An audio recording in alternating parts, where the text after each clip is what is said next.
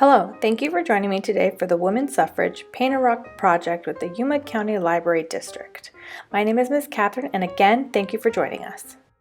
After many years of protests and petitions in the United States, the 19th Amendment was ratified in August of 1920. This means that American women have only been eligible to vote for 100 years, and America is 244 years old. This craft may get a little messy, but it's a fun, tangible result for children and adults to celebrate this significant moment in American history. Every movement has colors and meanings behind those colors. Emmeline Bethique Lawrence, a baroness in England, developed the colors for the suffrage movement in England. They used purple, which stands for the royal blood that flows in the veins of every suffragist, and the instinct of freedom and dignity. White stands for purity in both private and public life, and green, which stood for hope and the emblem of spring. We like to make things a little bit different in America. In the United States, Elizabeth Cady Stanton and Susan B. Anthony, who's standing in the black dress, added an American touch and included the colors of yellow and gold, the state flower of Kansas, and of sunflowers as a symbol for their suffrage cause. Soon, gold pins, ribbons, and sashes, as well as yellow roses, became symbols of the cause in the United States. Keeping these colors in mind, we will use them in our materials for this project. We have stones, pencil or a pen, acrylic paint, and I'm going to use an oil paint pen and an optional use of a sealer. Here, we're going to prep our stones and we're going to wash them with some soapy water and let them dry. Here is the stone that I use for inspiration. So you're going to draw your drafts on paper and remember that the various paint layers will require more drying time if you keep that in mind for your drafts. Decide on your design and draw the outline and a pencil on your stone. I've done my outline and now I'm going to work on some more background options for other rocks. And again, remember to let layers dry to avoid mixing the colors on your stone.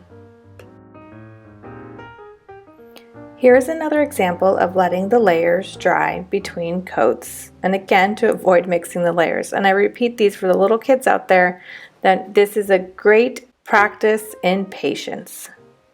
Here's an example of me waiting for the first layer to dry and then writing the year of 1920 through 2020 to signify the year of the ratification of the 19th Amendment and as a reminder of the votes for women.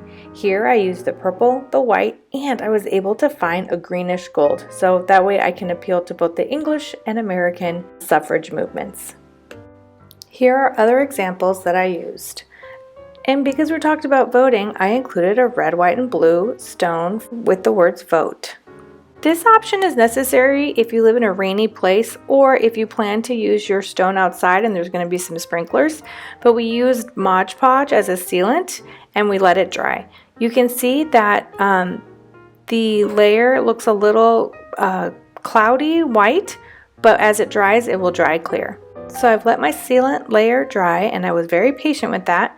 And so now you get to share your rocks. You can check out the Yuma Hide a Rock group on Facebook for more locations and see if yours is found. Or please share your rock using the hashtag Yuma Library on your social media account preference. Here are some helpful hints with finding your stones.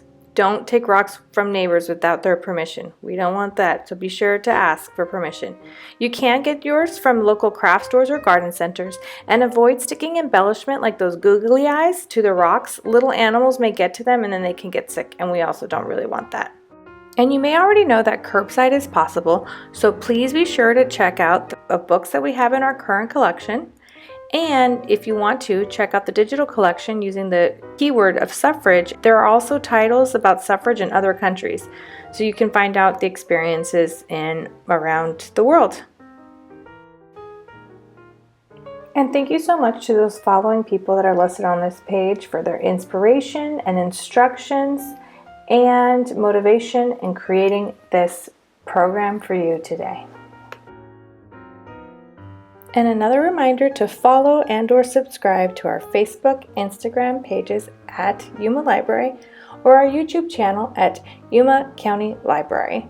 Thank you again for joining us and see you next time.